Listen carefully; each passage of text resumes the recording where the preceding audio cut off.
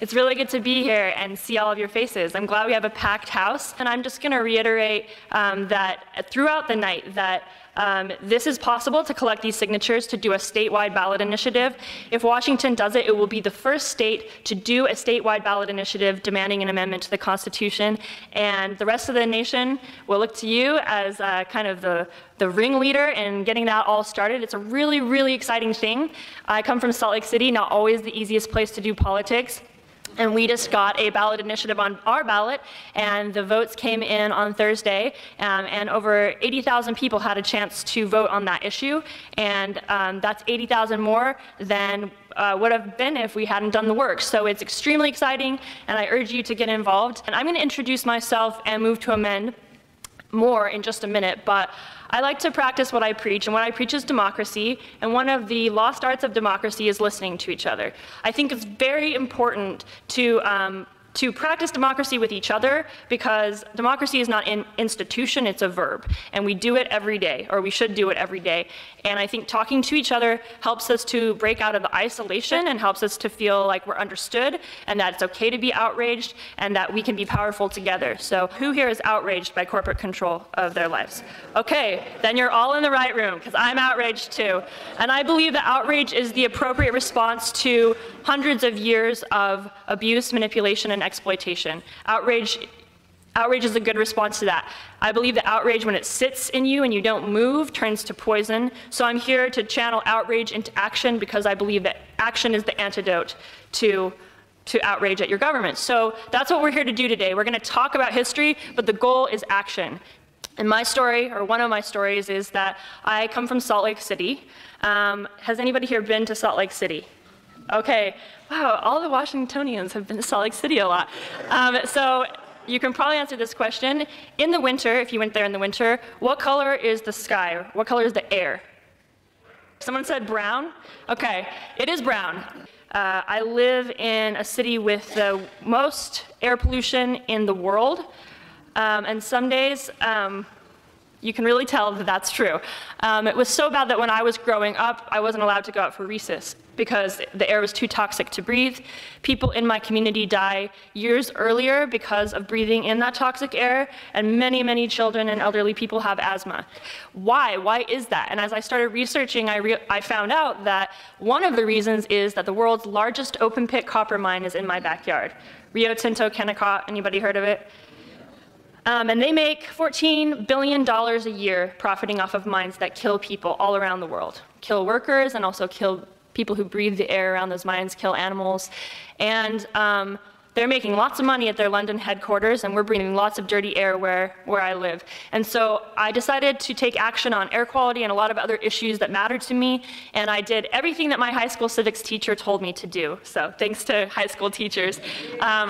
And I organized and I educated, and I had myself be educated by other people, and we went to meet with officials, and we went to meetings, and we would go to regulatory meetings about the expansion of this mine, and we would pack the room, 400 people in the room, you know, moms saying no, babies wearing onesies that said, "Don't kill me." You know, we weren't messing around with our messaging. And all these citizens arrayed in protest against this mine, and every single time we lost. Every single time they expanded the mine. And after that happened, for years and years, I realized that the whole thing was a foregone conclusion. Corporations were more important than people. They were going to win, and we were going to watch. And our presence there basically put a veneer of democracy on a sham. And we were there to legitimize the seizure of our rights right in front of our faces. So I said, I'm not going to do that anymore. Or actually what I said is, I am still going to do this, work on immediate issues that are important to me, but I'm going to also work on root causes of the problem, because if we don't solve the root cause of corporate power, we don't have a prayer in solving the immediate things that we need to solve to live basic, healthy, and productive and happy lives. And so I got involved with a group called Democracy Unlimited, and in 2010, after the Citizens United decision, we formed Move to Amend. Move to Amend is a national, grassroots, multi-racial, different geography, different income coalition of almost 300,000 people and almost 200 affiliates who are saying no to the corporate takeover of our lives and our government, and who are organizing to amend the Constitution of the United States to say that corporations are not human beings and that money is not speech. So I was speaking to a class of elementary kids about corporate power a while back, and I said, I'm trying to amend the Constitution to say corporations are not people. And a little kid said, duh. And so I always think about that kid whenever I speak, because it is duh. And people come up to me on the street sometimes, and they approach me like they're going to give me a tip, and they do, and they say, hey, did you know that amending the Constitution is really hard? And I say, oh, it is? You should totally help then. I feel really overwhelmed. You should get involved. But the fact is that at Move to Amend, we know that amending the Constitution is a huge deal. And we take our playbook from past movements for social justice, the abolitionists, the women's suffrage movement, the civil rights movement, farm workers movements, all the movements that make our country something that I can be proud to talk about in a room full of people. But we also know that amendments don't just happen overnight, and so our second goal is actually much bigger than an amendment, and it's necessary for an amendment to happen, and that's that we want to build a democracy movement. A movement of people who are affected by corporate power, a movement that cuts across issues. Whatever you care about is affected by corporate power and would be benefited by more democracy. So a movement that cuts across issues, and also a movement that recognizes explicitly the way that corporations have created and perpetrated and exacerbated things like racism, classism, and sexism to keep us apart and keep us from forming movements that actually threaten their power and that have disproportionately harmed so many people, and that have harmed all of us, but harmed some of us a little bit less so that we don't see our solidarity and alliance with other people. So we're a movement that wants to build across issues and across lines that normally divide us to build power that is so strong that a corporate-occupied Congress and a corporate-occupied country can no longer ignore us, that they have to concede to our demands. So we're about grassroots, movement building, structural change, and broad-based vision of the world that we actually want to live in. So does that sound good to you folks? Okay, awesome. So tonight we're going to dig into some history, and that might be strange because you might say, well, I graduated from high school 20 years ago, 50 years ago. Why do I need a history lesson? I think that we need history lessons because history is the story of power and how power operates. Who decides, who loses, and whose story gets told. And I think if we know the stories that people in power don't want us to know, we will be better equipped to act in the present in the name of justice and equality. So this is a story tonight about how corporations got their power and how people have always formed social movements to fight the power of the moneyed and the wealthy and the unjust to build justice for themselves and for their brothers and sisters across the world. So we're going to talk about that, and I'm going to do a long history. We're talking 500 years in a very short amount of time. And then we're going to actually finish that history by teaching each other the history, because why is Move to Amend's goal amending the Constitution? Why do we need to do that? And why do we need to build a democracy movement? What are movements all about? And why does the movement have to actually fight and heal the wounds of racism and classism and sexism in order to win and in order to be just? So let's take this metaphor that a corporation is a person, this tortured, distorted metaphor. Let's take it seriously for a second, and let's start with that and say if a corporation is a person, then corporations have a birthday, right? People have birthdays. So can somebody in the audience tell me when the modern corporate form was born? I'm not asking right now when corporations got personhood, because we'll talk about that. But right now I'm asking when the modern corporate form was born. Yes, right around then. So the modern corporate form came into existence around the 1500s, that century. And something was going on in the 1500s around the world. Rich men in Europe were sending out ships to foreign lands in an age that historians often euphemistically call the age of what? Exploration or discovery, right? So I believe that history happens in the euphemisms and the fancy phrases. So tonight's going to be breaking apart euphemisms and fancy phrases. The age of exploration is a mega euphemism. What was actually happening at that time? What was it actually the age of? Age of what? Exploitation, conquest, slavery, empire. Okay, we've made a good short list of depressing words, and they're all correct. So it was the age of mass imperialism, colonization, exploitation, and as a result, the age of genocide and slavery. So the corporate form actually grew up at the same time as the age of colonization. Is that an accident? What is it about the corporate form that makes it the perfect vehicle for mass colonization? Or, in other words, to do something to people en masse that you would have a really hard time justifying doing face-to-face? Okay, removes liability. And I see another hand back there.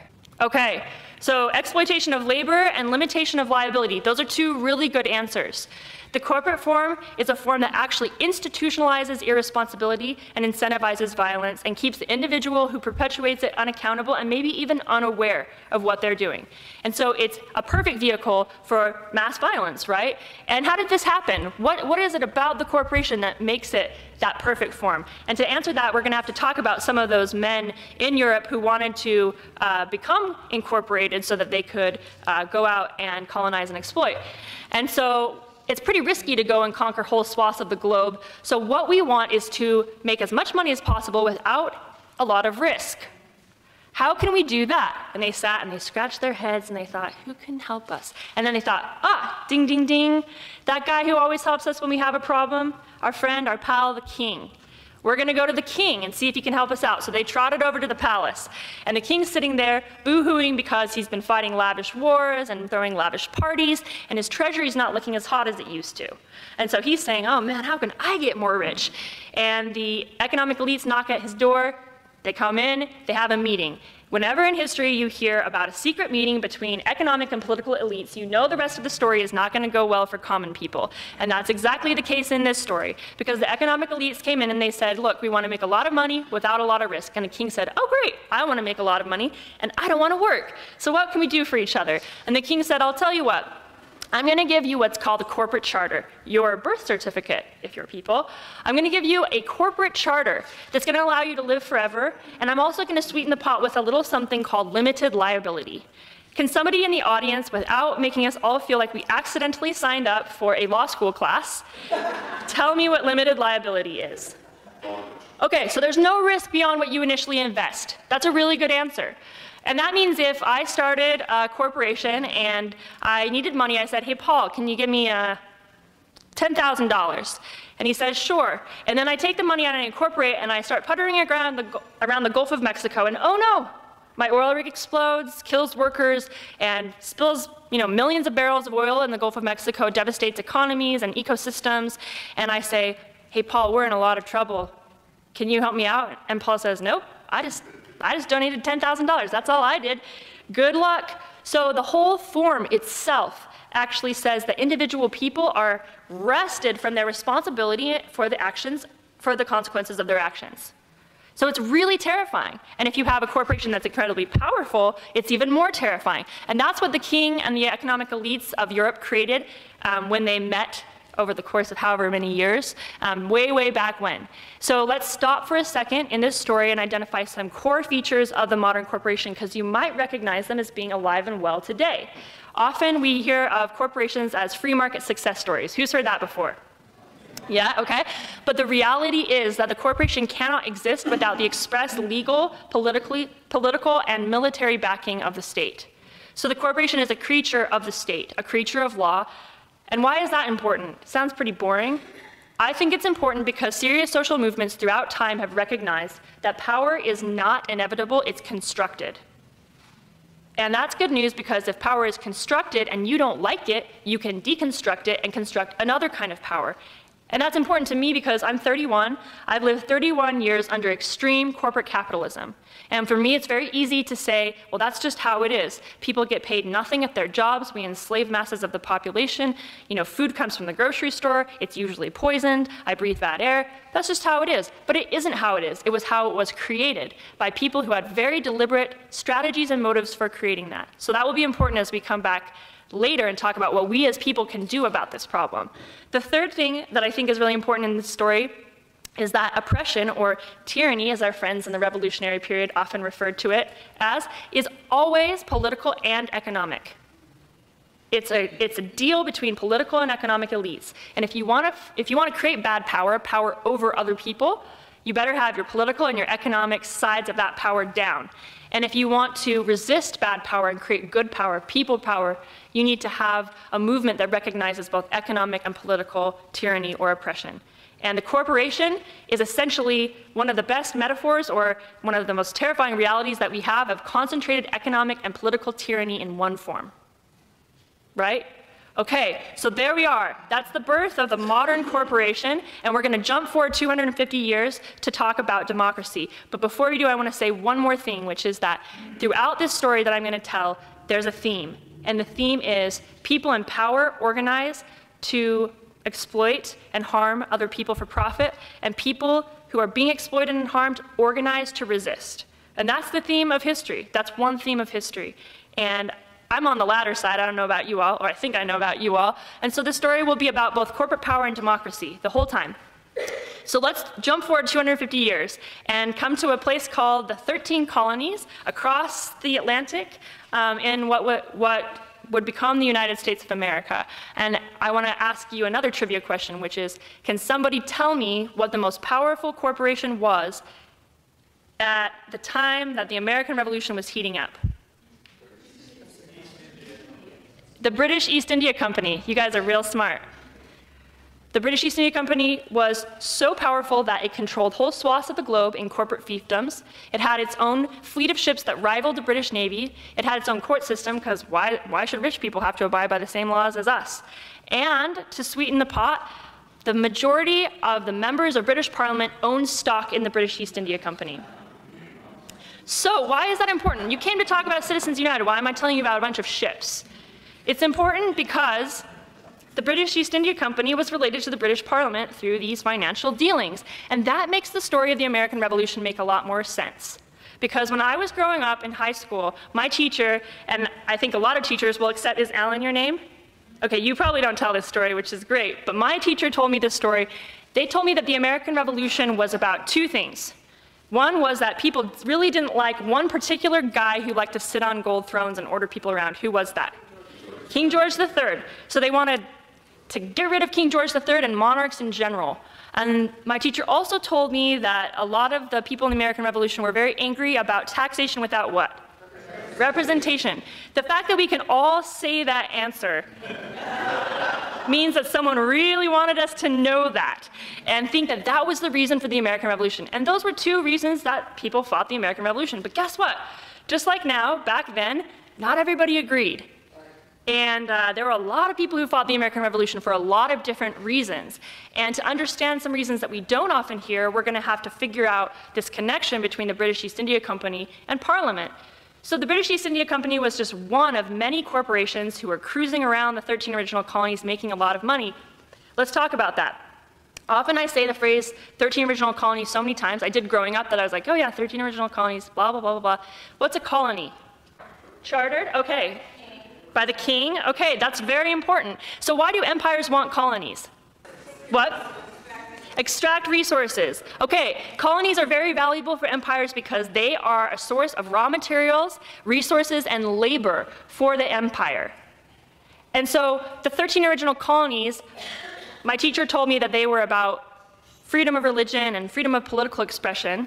Some people came there for that reason, but mostly what they were about were profit-making enterprises.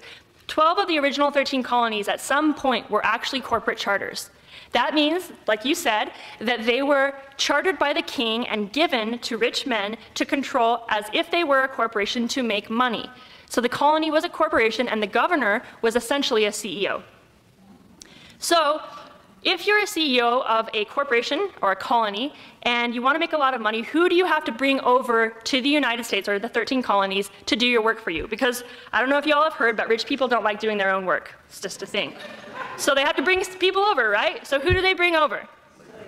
So slaves, indentured servants, political prisoners, orphans. Is that who said orphans? Great, so not great, I mean terrible, but right. Debtors, okay, so debtors, orphans, for the crime of vagrancy, which is essentially, as far as I can tell, being poor in public. So they brought these people over to do the work of the corporate taskmasters of the American colonies. And so these people who were brought over and enslaved or indentured had to know something about power and how it worked. What do they know? They knew that power is political and economic because they looked at the CEO and they realized he was the same guy as the governor. And they realized he was making a lot of money off of their backs, and that the things that made him a lot of money were incorporated into law by legislatures that invested in him. So they saw this connection. Does that sound familiar to people? Happening now, right? Okay, so when the American Revolution starts heating up and there are a bunch of rich merchants in Boston saying, we need to get represented when we're taxed and we need to get rid of the king, a lot of people in the poorer parts of the colonies had a good belly laugh, and they're like, you think that's going to solve your problem? We have a bigger idea. And a lot of those people had a lot of bigger ideas. Can some people tell me what some of the demands of American revolutionaries were beyond the end of taxation without representation and the end to monarchy? Okay, full enfranchisement, regardless of how much land you own or how important you are. Freedom, okay, so that's a big one. Freedom, equality, justice, yeah. Exactly, freedom of the press. There were a lot of other demands. I'll just list a few. People basically democratized the military so that they had an incredible amount of say in the military. They would stop foreclosures of their friends' lands when rich people came to foreclose on them. So they had a demand to end foreclosures of small farmers' lands. There were enslaved Africans who escaped slavery and started free colonies. There were people who were fighting for paper currency, the elimination of debt, and equal distribution of wealth and land to every person. And of course, there were indigenous people who were already here who were saying, hey, this is actually our land, so give it back. So there was that too. Incredible demands that are pretty big and that go way beyond just deposing a king. And this tension was there, once again, between wealth and wealthy people in the United States, or the 13 colonies, and the regular people who fought in the Revolution as well, and then also the fight against tyranny in Britain. And so that helps us to understand a lot about things like the Boston Tea Party, which I heard a lot about in school as well. I guess if you don't like a king, you just throw a bunch of his tea in the harbor and he cries and then you got a revolution. Why? Why, if you don't like the king, are you going to throw a bunch of tea in the harbor? That doesn't make a lot of sense unless we recognize that the colonists explicitly connected the taxes on tea and other commodities as being a mechanism of colonization that was brought to them by a union of the political and the economic elite. So they recognized that. These taxes weren't so onerous that they were saying, I couldn't possibly go on. Not one more tax on tea. They were saying, I could pay this tax, but I refuse because I see it as an example of the union between economic and political interests and the takeover of my everyday life and my ability to have liberty. And so the American Revolution was always explicitly both anti-monarchical and anti-corporate. It was against concentrated political tyranny in the form of the king and concentrated economic tyranny in the form of the corporation. And so we fought a war, and particularly poor people fought the war, and when the war was over and the dust settled, and the common enemy was gone, people looked around and they said, maybe I, a poor yeoman farmer in Massachusetts, don't actually have a lot in common with this wealthy merchant in Boston. And so these schisms started to form, and the wealthy merchants got together and they approached the Articles of Confederation Congress and they said, hey, do you think that we could maybe get together and have a meeting about whether the trade needs of the trade needs of the country are being met by the trade laws in the Articles of Confederation? And the Congress said something to the effect of, yeah, sounds super boring, knock yourselves out. And so they went and they gathered in a little town called Philadelphia, and they closed the door and they talked for a long time, and instead of writing up some trade suggestions, they wrote something else. What did they write? The Constitution of the United States. And when they got together to write that Constitution, they made some speeches at the beginning, and you can read them, they're archives. And they basically said, we're here today because we're really terrified about one phenomenon that's happening around us, one thing. We want to quash one thing in particular. Does anybody know what that thing was? Anarchy, another word for that they used? Yeah. Democracy. Rad. How old are you? That's awesome. That is the exact right answer. Thanks for coming. So I would not have known that answer when I was little. So democracy. They wanted to quash democracy. Why? Weren't they all about democracy? What were they about? Power, money. They had a lot of speculation in Western lands. They wanted the gold standard. They wanted to make a killing, literally and figuratively, off of the investments that they'd made in the war. They wanted to protect their property. And they got together and they did just that. One historian called the Constitutional Convention the first NAFTA, because it was a meeting of the wealthiest people in the country in secret to standardize trade across borders for the consolidation of wealth for economic elites. And I'm not here to burst all your democracy balloons. That's not like my favorite hobby. I'm here because we have to tell an honest story about this so that we can know how to react to our history and how to create our future. And so when this Constitution was written, and it came out to be ratified by all the regular people who wanted an end to foreclosures and an end to debt and all these other things, what did these regular people think about the Constitution? Did they like it? Awesome. Okay, so this is extremely important. They demanded that one thing happen before they ratified it, that something be added to the Constitution. We just heard it up here. Anybody else know? The Bill of Rights. When I was younger, I thought, man, what sloppy people. They just didn't get around to it and they had to add on stuff at the end. Come on, you guys. You get a C. But really, the Bill of Rights came out of a robust people's movement that was fighting these merchants who had fought against the king. They had fought against tyranny far away, but they didn't mind so much assuming power in their own home, their own country. And these regular people were fighting that and saying, no, I did not fight a revolution to get a property document. I fought for my political and economic sovereignty. And so you better pass a Bill of Rights or I'm not going to ratify that. And so those were their demands. And so when I say that, because when I talk about what it means to be an American, I don't often say that phrase, because there are a lot of things to not be proud of. But when I talk about things I am proud of to be an American, I'm actually talking about mostly the Bill of Rights, not as much the Constitution. What kind of things am I talking about? We listened to them before. Freedom of what? Speech, religion, press, assembly. Freedom from search and seizure, right? I'm talking about basic political protections. And those things were brought to us by a robust people's movement that fought against concentrated wealth at the formation of this country for their basic economic and political sovereignty. So there's that tradition still, that tension always between concentrated wealth and corporate capital and democracy. And the people fought for that. And let's ask ourselves one more question before we move on to how corporations actually got personhood. And this will help us move into that conversation. What three words start the Constitution of the United States? We the people. So that's a pretty poetic phrase, and there's a pretty poetic paragraph that comes after it. But technically, if a lawyer had gotten a hold of that, he would have been like, actually, it's we the legal persons, right? It's we the legal persons. Because what do legal persons get in a democracy? Standing. Recognition as a legal being, and you said the word rights a lot.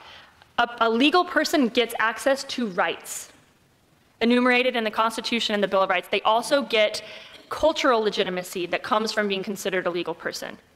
So can somebody tell me in this great democratic moment, or what is sold to us as this great democratic moment in our history, the writing of the Constitution, what percentage of the population qualified for the protections of legal persons? So I heard 1%. You said 1? What? 8? 10? What? Okay, so we have a lot of pretty accurate guesses here. Let's make a list first before we answer, before we reveal. Who did it not include? Women. Who else?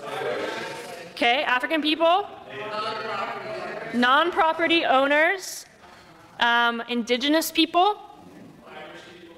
Irish people. Basically a lot of people that the state didn't like or that were threatening to the state. So the answer is about 5 to 8% of the population actually qualified for protections of we the people. 5 to 8% people. So in the Occupy movement, we talk about being the 99%. These are the original 95% of people who did not count. And what do you think they thought of that? Were they fine with it? And the historian Molly Ivins, the writer, has said that the history of this country can be viewed as the history of all the people who didn't count the first time around, forming social movements to drive themselves into the phrase, we the people. So again, there's that tension. And once again, the history of this country that I'm proud of is the history of all those people who refused to accept that they weren't people, and who said, no, being a person is a sacred thing to be, and having rights is non-negotiable, and we will form social movements to drive ourselves into the law and change the culture so that we're recognized as persons. So that is an extremely, I can't even emphasize enough the importance of that tradition in our country, and that's going to be really important when we talk in just a minute about why corporations wanted to be people, why they wanted in on that tradition. So we talked about protections from political tyranny, but we started the story by asserting that or I asserted to you, that all power is both political and economic. So what did people in the early revolutionary period do to protect themselves from economic tyranny after the Constitution was written? They got rid of the king, they had the Bill of Rights, and they said, well, that's not enough, because what if British East India Company comes back and starts bossing us around? What are we going to do about that? So they got together and they created some basic people's laws that ask the democratic question, which is, who decides? Who is sovereign? They ask, is the economy for us, or do we exist for the economy? Do we exist for a few people to make a buck? And they said, well, I think that the economy exists for us, so we're going to pass some really basic laws to protect our right to govern what our economy looks like. Does anybody know, do you know, or does anybody here know what it takes for you to start a corporation in Seattle?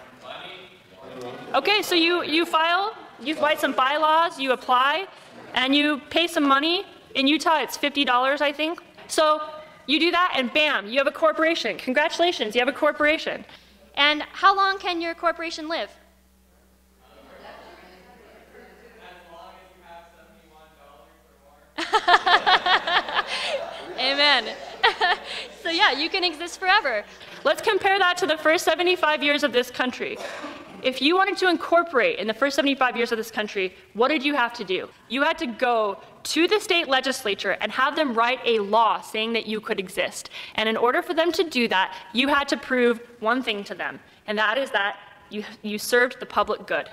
That's pretty powerful. People from the beginning, from jump, said, corporations exist for us. We're going to make sure they do. That's one way we do it. Back in the first 75 years of the country, how long could a corporation exist?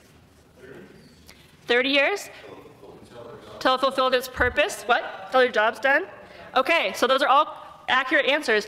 Corporate charters lasted from 3 to 50 years, or until the corporation's job that it applied to do was over. In the first 75 years of the country, you were incorporated to do one task, like build a bridge or a road or a canal. And when that was over, your corporation went back into public hands. Nowadays, you can make however much money you're able to make. And back in the first 75 years of this country, you could make a certain amount and your corporation became public because it belonged to the people, because the people helped to fund it. So all these laws, it went on and on. Shareholders had to be local. They had to live with the consequences of their decisions. There were no mergers. Books had to be open so people could read what the corporation was up to. And maybe most importantly for our purposes tonight, until 1850 on the books of many states, it was a felony for corporations to contribute a single penny in elections. A felony. It's a pretty serious crime. People who had lived through the revolution saw so clearly how quickly economic and political elite interests combined that they said, we're not going to let that happen on our watch. We're going to make it a felony for economic elites to give their money to political elites, because that means tyranny for regular people. But the point is that there was a time in our country's history where people exercised real structural sovereignty over what their economy looked like and also what their political system looked like. And we can do that again. It's not impossible. Corporations didn't like having people have power over them, so the corporation said, okay, we have to take this more seriously. We have to go to the next level. We need to go to the least accountable, least democratic, and frankly, most boring, no offense to the lawyers out there, branch of government in the triumvirate of the federal government. What branch is that? The judicial, right? Not many people are glued to court TV saying, what is going to happen to that tax fence case? I'm just up at night, I'm so stressed, right? So they said it's going to be a lot easier to convince 9 unelected judges that we are people than it is to convince millions of Americans that we are. So we're going to take our issue to the courts. And they said, what are we going to argue in the courts? And then they remember how great it is to be a legal person in a democracy, because legal people get rights. So if we, with all of our power and our might and our control that we already have, we're also people, we could use our rights as a trump card over regular living, breathing people whenever they got too powerful for us to control in other ways. That sounds awesome. And so that is exactly what they did. They went to the Supreme Court and they argued that they were people. And we're going to tell that story together right now and figure out what happened. So what I have here is a timeline of corporate rights, the rights that corporations got through the Supreme Court, through the law. And I need about 15 volunteers to take one of these cards there's a date on it, to look at the date, and then to get in order according to the date with the most distant date back here and the most recent date on this side. Santa Clara County versus Southern Pacific Railroad, 1886. Without any formal argument, the court declares a corporation a person with the same rights as human beings. They grant them the 14th Amendment right to equal protection that was supposed to protect the recently emancipated black folks. Justices have since struck down hundreds of local, state, and federal laws enacted to protect people from corporation harm because these discriminate against corporations. That's really important. The corporations used a specific amendment to argue that they were people under the law. Did you hear which one it was? 14th. The 14th protects people from discrimination. And it was the result of years of struggle on the part of one group that didn't count during the writing of the Constitution, African Americans who had been enslaved, who had formed a social movement with their white allies to drive themselves into the Constitution.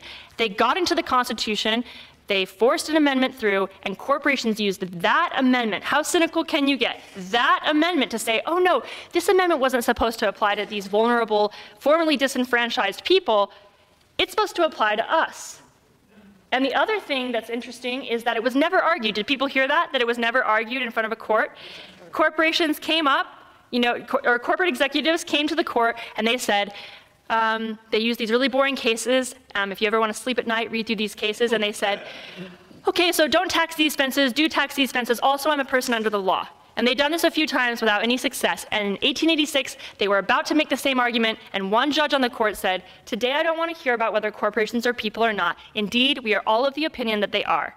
I don't know who he thought everyone was. He wasn't talking about the masses of American people who had no idea that this was going on, or the Congress where this should have been decided. He said that, and I heard it back here. A court reporter wrote it down. The court reporter was a railroad man himself, wrote it down into the head notes of the case. It was never formally argued, and bam, that is how corporations became people under the law.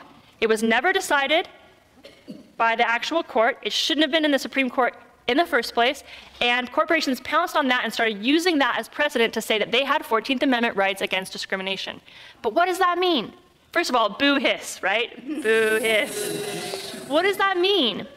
Because it's a wonky phrase, right? History's in the wonky phrases. One thing that it means is if a coal corporation, for example, wanted to move into your town, have you ever wondered why? You can go to endless meetings about how high the smokestacks could be or how much they can poison you and maybe poison you a little bit less, but you can't just say what is your basic right in a democracy to say, which is no, I don't want the coal corporation in my town. Why should I have to?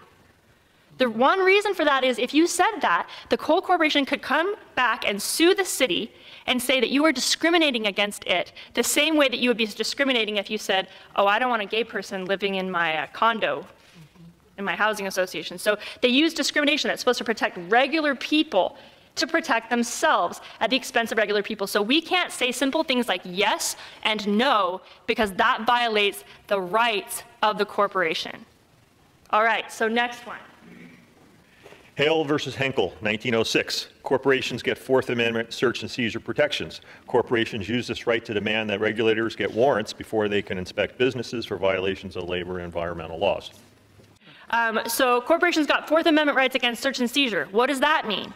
One thing it means is 14th Amendment means we can't pass robust laws that say yes or no, but the laws we are allowed to pass, these alphabet soup regulatory kind of regulations, when we go to enforce them, we send an inspector in to say, how are you treating your workers? Or are you dumping toxic sludge in the river? The corporate executive can say, oh no, the corporation is a person.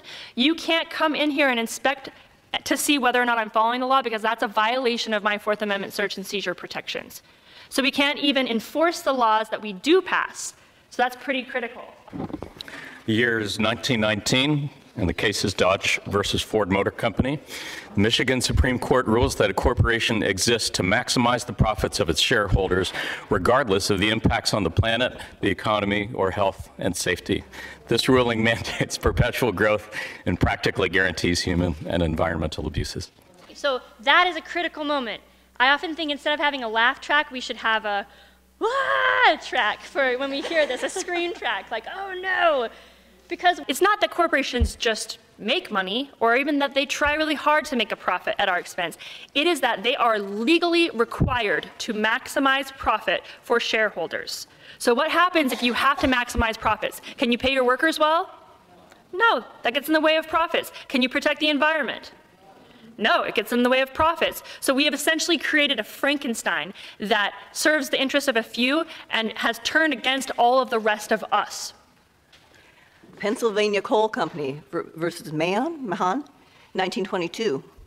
Corporations get Fifth Amendment protections against the government taking their property without compensation.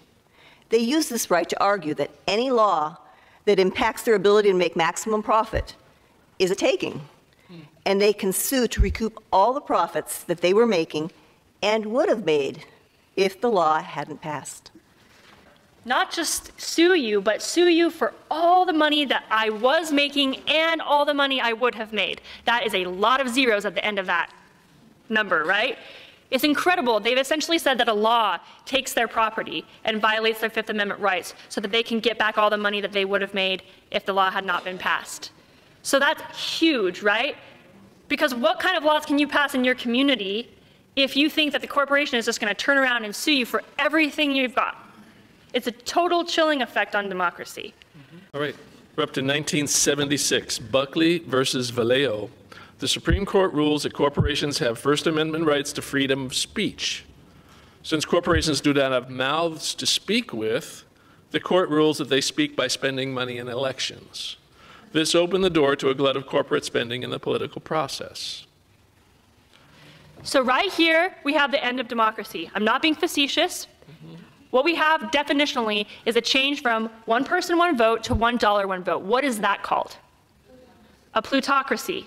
Corpocracy, fascism, there are lots of words for that. So we have the beginnings of, we have had plutocracy in different ways in our history, but we have the institutional legal beginnings of plutocracy right here by corporations spending money in elections. But wait, there's more. 1996, International Dairy Foods Association versus Amsoy. Supreme Court overturns a Vermont law requiring the labeling of all products containing bovine growth hormone, citing the corporation's right not to speak if it would damage their reputation or profit. And this extends, the protection extends to statements of fact as well as statements of opinion? Really? Wow. So no matter what they say, truth, lie, doesn't matter, it's protected. Exactly. And so, if somebody came in here and said, hey guys, I poisoned all the desserts, just wanted you to know that, sorry if you already ate any, and we said, wait a minute, that's terrible, why didn't you tell us earlier? And they said, oh, I have a right not to speak. We would tell that person, oh, actually, the meeting of the Sociopaths Anonymous is down the hall. Thanks for coming. But we ensconce this in our law and say that corporations can do this to all of us. We don't even have the right to know what to avoid because they have a right not to speak, fact or opinion. All right, next. 2010, Citizens United versus Federal Election Commission. The Supreme Court reaffirms that a corporation is a person and states that any restrictions on corporate money in elections violates the corporation's First Amendment right to free speech. This ruling overturned most provisions of McCain-Feingold legislation that restricted corporate money in federal elections and reversed a 100-year precedent of congressional authority to regulate federal elections. Opens the floodgates to unlimited corporate spending in elections. $6 billion is spent in the 2012 election cycle. So there's a boo hiss moment.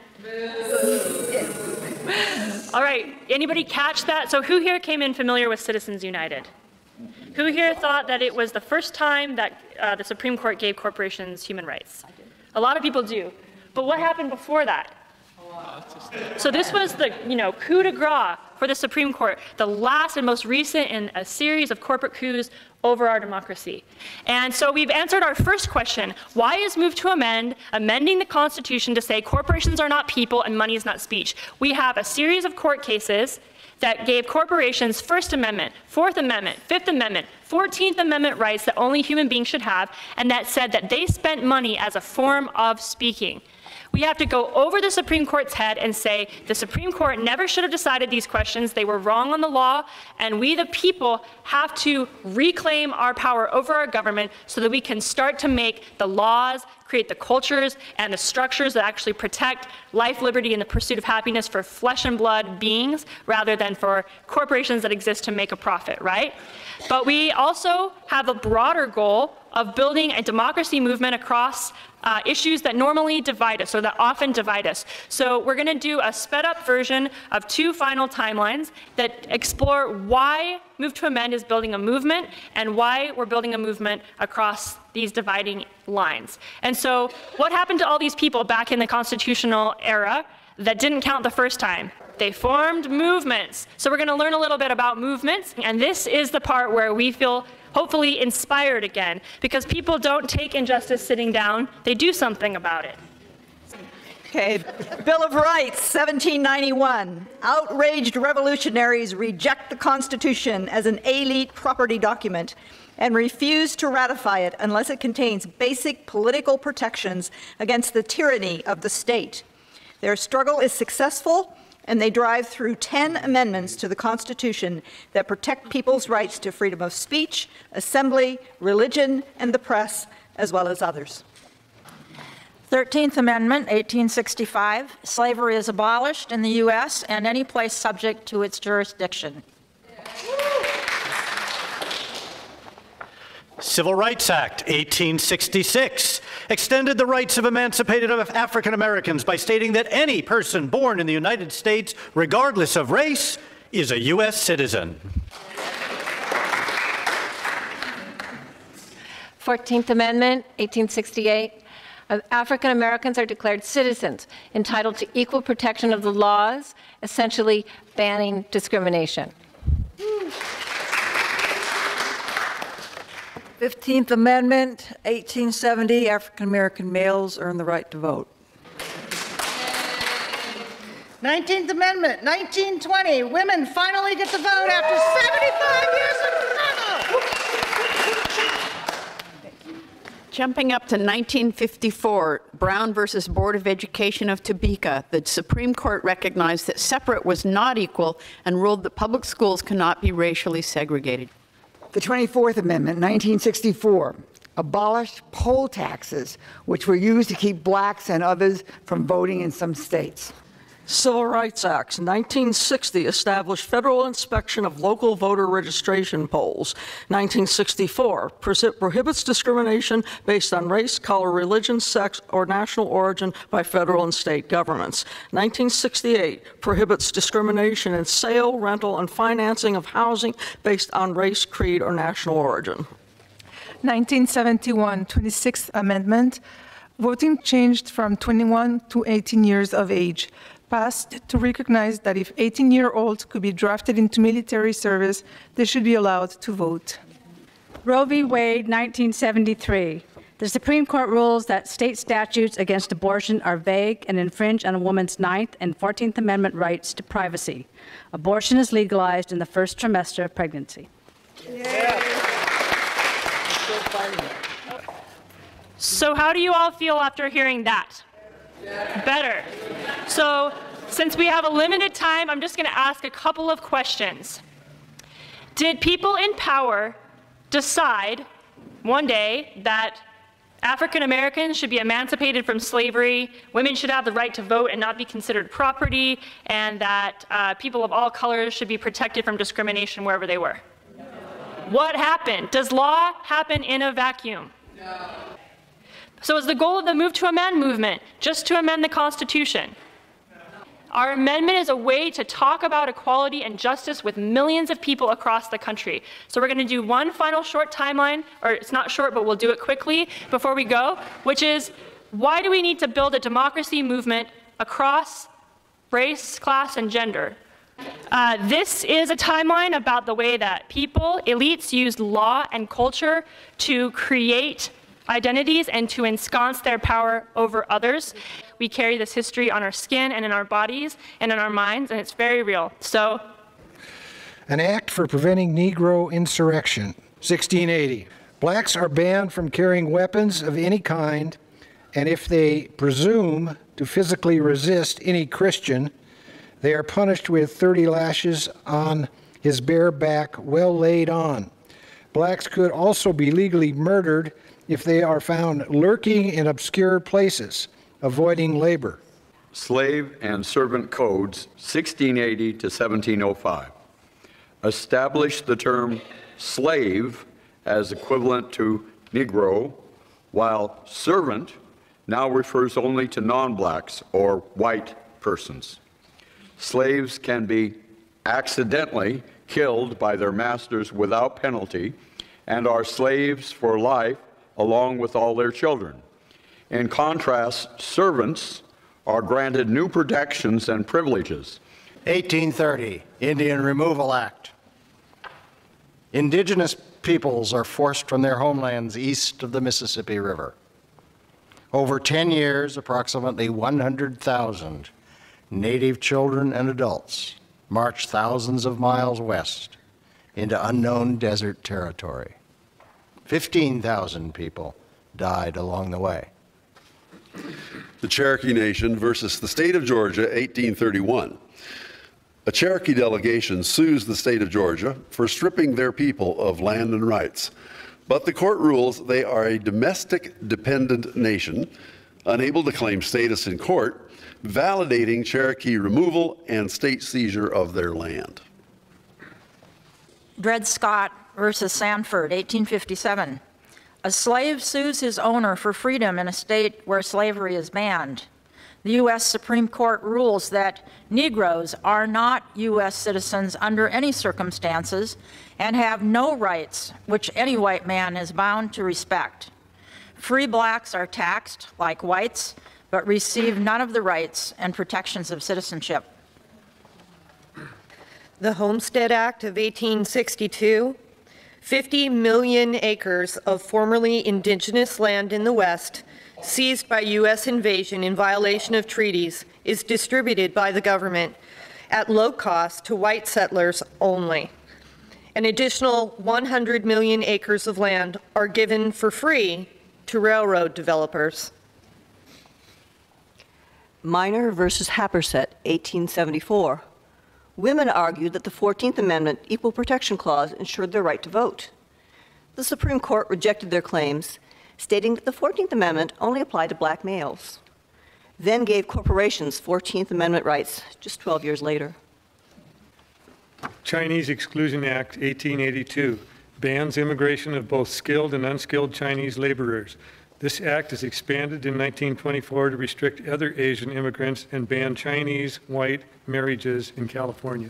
1924, Johnson-Reed Act creates immigration quota system based on national origin favoring Nordics from Northern and Western Europe over the inferior races of Asia and Southern and Eastern Europe. National Housing Act, 1934. Following the Great Depression, a federal housing authority is created to provide loans for home ownership. But the FHA standards discriminate against non-whites and deter investment in non-white communities. Social Security Act, 1935. This act provides all-age insurance for the mostly white workforce of certain industries, excluding domestic and agricultural workers who are mostly non-white. GI Bill, 1944, offers education and housing subsidies to returning war veterans, but severe social discrimination, poverty, and lack of education prevents black veterans from receiving these benefits, while white veterans benefit disproportionately. War on Drugs, 1971. President Richard Nixon declares a war on drugs, disproportionately and violently targets economically impoverished communities of color for the next 40 years, leading to mass incarceration for drug-related offenses. NYPD Stop and Frisk, 2011. With over 680,000 public police stops made on the street, and 84% of those stops being blacks or Latinos. So why do we need to build a multiracial movement across class and across gender lines? For justice. Because none of us are immune. and because many of us have been disproportionately harmed and wounded by the system for hundreds of years. So for me, the question is, what is it going to be? There is never a time in our country's history that was democratic for the majority of people. There's no age of original innocence to go back to. There was always the struggle between the people with money and power and the people who wore the harms of that money and power on their bodies and in their lives, and who formed movements to say that they had dignity and the state had to recognize it. And so for us, the question is the same. What is it going to be? Moneyed interests control our lives in the form of powerful corporations that have taken over our government.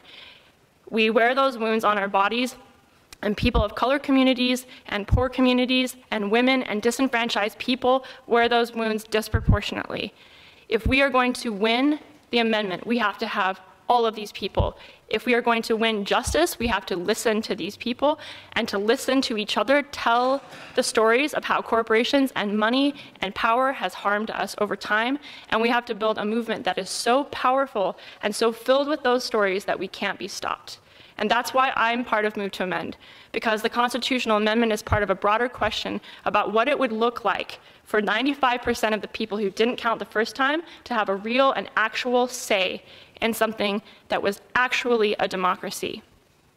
And I think that one of the most important cards on that timeline is the Slave and Servant Code card, where they created a term for white people and a term, or the servant for white people and slave for black people. They did that to divide us so that we would spend, the people with a little bit more power would spend all of our time fighting the people with a little bit less, so that we'd never look at the top of the pyramid and see who was controlling it all. So it's time for us to come together and look at the top of the pyramid, name that problem, name it as unjust, and do something about it. So I hope that you join with Move to Amend, and I hope you join with WAMEND to actually start feeling your own power again, and to be serious about that power and what it means, and to believe that you can form power collectively to eliminate and to undo even the grossest injustices, remembering that the women's suffrage movement went into a male-exclusive Congress saying that they were people, human beings, that had to be recognized by law. And they fought and they fought and they fought, and I'm here today as a beneficiary of that fight. The fact that I can do certain things and say certain things and think certain things is a result of their struggle. And so we know that we live in a world that is completely dominated by corporations and corporate interests. And we are going into a corporate-occupied Congress, and we are saying, we demand an amendment. We are not asking, we're demanding justice, and we're going to do it together. And please join the movement, and please add your experience and your story and your power and your voice to the movement. Okay, so thank you. There is